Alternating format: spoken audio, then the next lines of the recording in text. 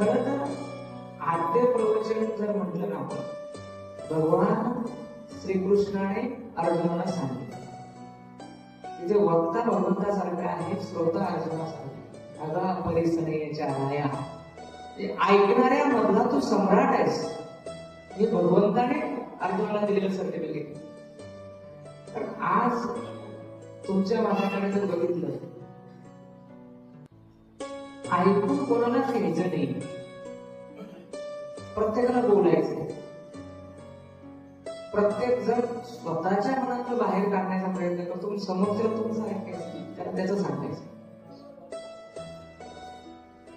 ऐकावं कसं ह्याचं पण ट्रेनिंग दिलं गेलं पाहिजे. पण ते ट्रेनिंग कुठल्याही शाळेत मिळत नाही.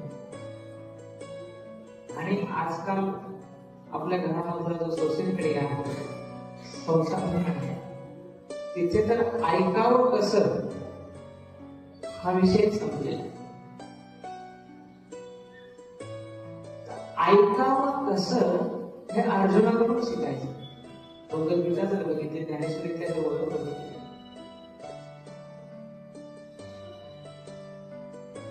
भ्रमर पराग नेती परी कमळकडे नेत, तो भोंगा कमळाचा पराग काढून घेऊन जातो, पण त्या कमळाला माहित नव्हतं. तसं बोलणाऱ्याच्या बोलण्यातलं सत्व असं उचलावं, नकळत उचलावं, त्याला म्हणा नाही. तो चंद्र असतो, चंद्राच्या किरणाने ते चकोराचे पिल्लं जेवत असतात, इतरांना कळत नाही.